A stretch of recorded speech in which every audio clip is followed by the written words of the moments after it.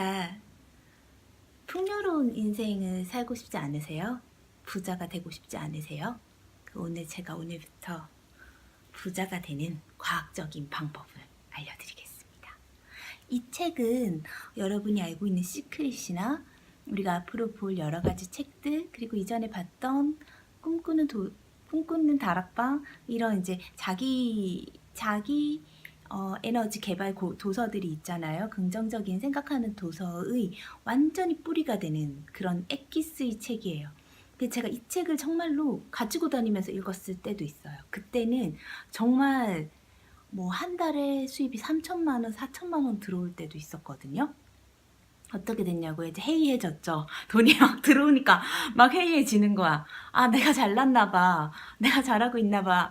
그러면서 또 기근에 시달리기도 하고.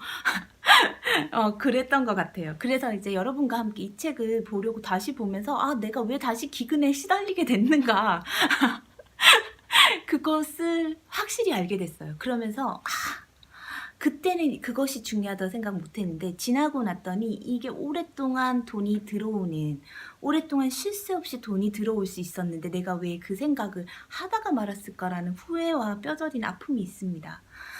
그래서 여러분과 함께 이 비법 도서예요. 여기 뭐라고 되어 있냐면 부자가 되기 위한 구체적인 실천법, 현재의 나를 있게 한 책이며, 이 책은 시크릿의 근원이 되었다라고 시크릿 저자 론다 버니 인터뷰 중에 썼어요.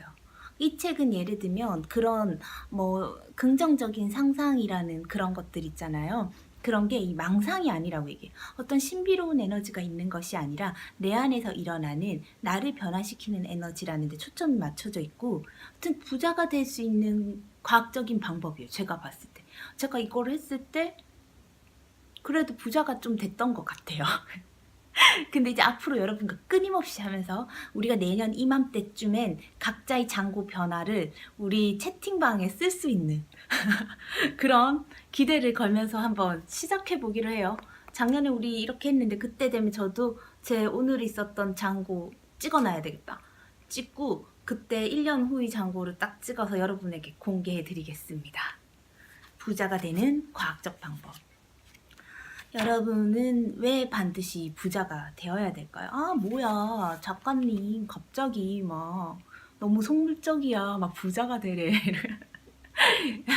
이게 바로 우리가 부자가 될 수 없는 마인드예요. 부자는 나빠.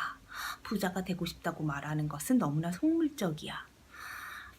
가난하지만 도덕적인 사람, 적당히 가난하지만 적당히 돈이 있고 하고 싶은 걸 할 수 있는 수준의 삶을 사는 사람, 그보다 돈이 많아지면 삶이 불행해져, 물질에 얽매이게 돼. 이런 것들은 실제 부자들은 하지 않는 생각이에요. 부자가 많은 것보다 부자가 아닌 경우가 많아야지 다른 부자들이 하지 않는 일을 하는 사람들이 생겨나잖아요. 그래서 이렇게 우리가 어떻게 보면 그런 것들이 이제 잘못된 교육을 받은 거죠. 부에 대한 관념을. 그래서 지금 여기서 그러다 보니까 뭐냐면 내가 이건희 회장처럼 살 수 있는 기회는 이 생에는 없는 거예요. 우리는. 내가 우리 월급 예를 들면 1,000만 원, 2,000만 원의 월급이 있다고 쳐요.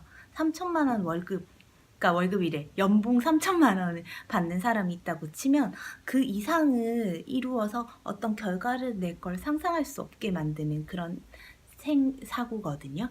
이 책에서는 이제 그런 걸 깨려고 합니다. 오늘 할 책은 부자가 왜 되어야 되는가를 이제 여러분과 얘기해 볼까 합니다. 별의별 미사오그를 다 동원해서 가난을 칭찬해봤자 부자가 아닌 사람의 인생이 진정으로 완벽하고 성공적인 인생이 될 수가 없대요. 아무리 재능과 능력이 있다고 하더라도 돈이 충분히 없으면 그 재능과 능력을 펼칠 기회가 오지 않아요.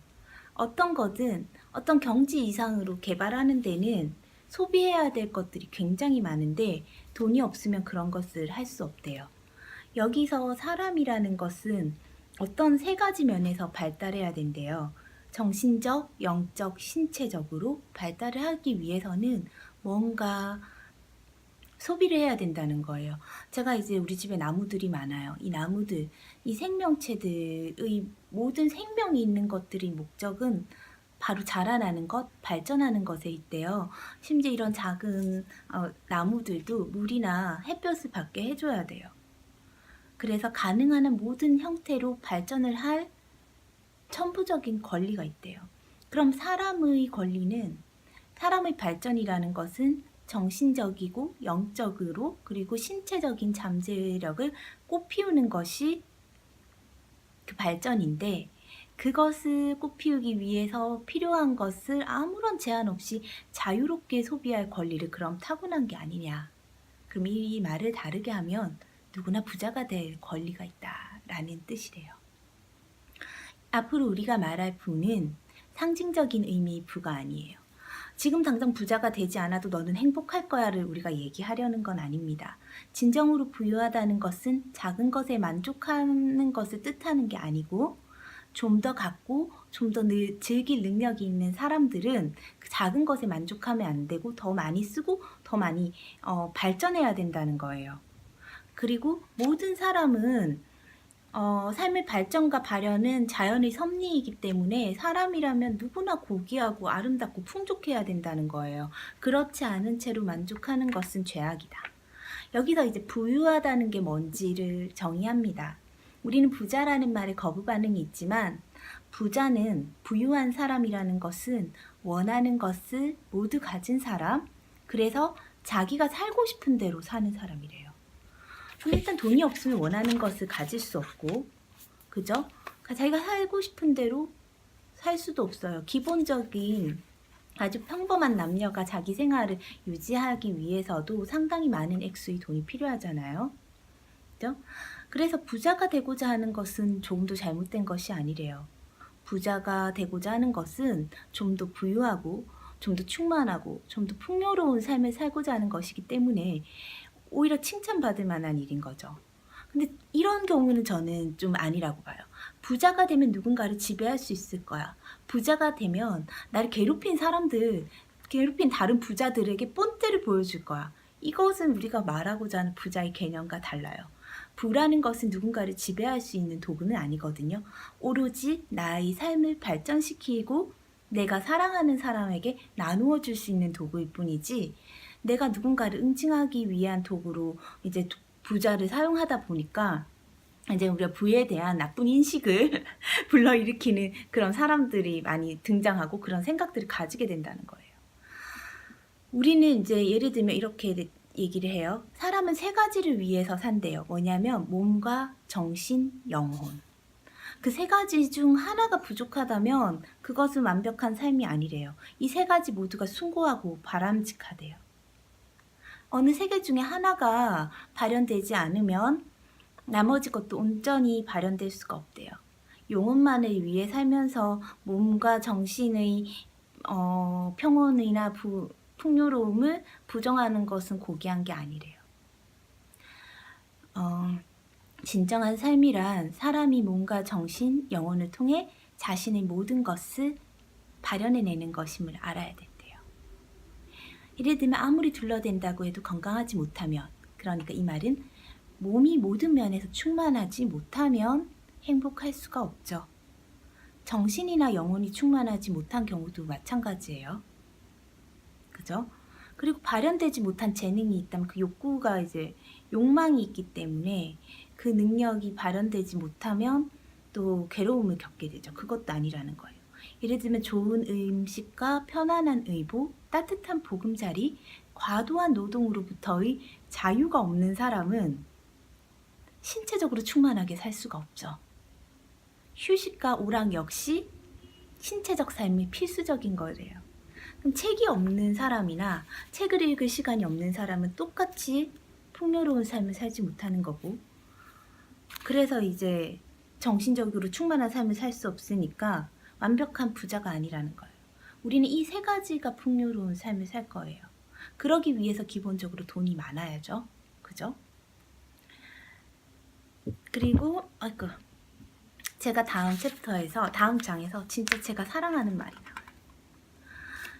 이거는 이대로 읽어드릴게요. 영혼이 충만한 삶을 살려는 사람에게는 사랑이 있어야 하는데 사랑의 표현은 가난에 의해서 방해받는다. 사람은 사랑하는 사람에게 은혜를 베풀 때 최고의 행복을 느낀다. 자연스럽고 자발적인 사랑의 표현은 베푸는 것에 있는 것이다. 줄 것이 아무것도 없는 사람은 남편이나 아버지, 시민, 남자로서 자신의 본분을 다할 수 없고 누군가에게 어떤 존재로서 자신이 할 수 있는 모든 것을 할 수가 없대요. 이같이 사람은 물질의 소비를 통해서 몸과 정신, 영혼이 충만한 삶을 살 수 있대요. 저 이 말을 되게 좋아해요. 영혼이 충만한 삶을 사려는 사람에게는 사랑이 있어야 하는데 사랑의 표현은 가난에 의해서 방해를 받는다. 저는 진짜 부자가 되고 싶거든요. 진짜 너무너무 부자가 되고 싶어요. 그 이유는 나로 인해서 내가 사랑하는 사람들이 막 돈과 물질에 얽매이지 않고 자신을 찾는 새로운 삶을 찾는 일에 내가 도와주고 싶어요. 도와준다기보다는 내 마음을 베풀고 싶어요. 그리고 또 내가 부자가 돼야 되는 이유는 꼭 있거든요. 뭐냐면 제가 사랑하는 사람들 걱정 없이 웃는 모습 보고 싶어서요. 그래서 꼭 부자가 되려고 합니다. 1년 후에. 그리고 이제까지도 그렇게 노력해 왔고요. 그래서 얘기해요. 부자가 되고자 하는 욕망은 전적으로 옳대요. 정상적인 사람이라면 그런 욕망을 가지지 않을 수 없대요. 그래서 부자가 되는 과학적인 방법을 습득하지 않고 노력하지 않는 것은 자기 자신에 대한, 신에 대한, 인간에 대한 직무유기가